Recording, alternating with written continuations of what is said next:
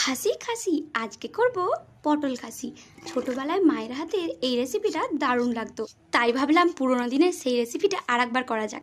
তো এই জন্য প্রথমেই পটলটাকে খোসাটা ছাড়িয়ে নিয়ে পটলটাকে লম্বালম্বি এবং আড়াআড়িভাবে হালকা করে চিড়ে নিতে হবে। দেখো বন্ধুরা, সমস্ত পটল চেরা হয়ে গেছে। এরপর লবণ আর হলুদ মাখিয়ে রেখে দেবো আধ ঘন্টা মতো।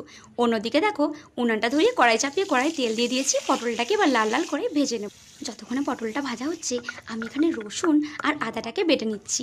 চলো, ভাজা হয়ে গেছে পটল, এবার আমি অন্য পাত্রে তুলে নেবো। এবার তেলের মধ্যে দেবো জিরে ফোড়ন, তারপর দেবো পেঁয়াজ কুচি। পেঁয়াজটা ভাজা হয়ে গেলে দেবো টমেটো কুচি আর স্বাদ মতো লবণ আর হলুদ গুঁড়ো। এরপর পেঁয়াজটা ভাজা হয়ে গেলে দেবো বেটে রাখা মশলা। 2 মিনিট কষিয়ে নিয়ে এর মধ্যে দিয়ে দেবো কিছুটা মশলা ধোয়া জল আর লঙ্কা গুঁড়ো। ঝোলটা ফুটে উঠলে দিয়ে দেবো দুটো চেরা কাঁচা লঙ্কা আর ভেজে রাখা পটল। এরপর অল্প জল দিয়ে 2 মিনিট ফুটিয়ে নিয়ে উপর থেকে ভাজা মশলা আর দিয়ে দেবো আলুর দম মশলা। তাহলেই রেডি পটল খাসি। আর তোমরা কি করছো? চ্যানেলটা সাবস্ক্রাইব করে দাও। দেখাবে নেক্সট ভিডিও। বাই।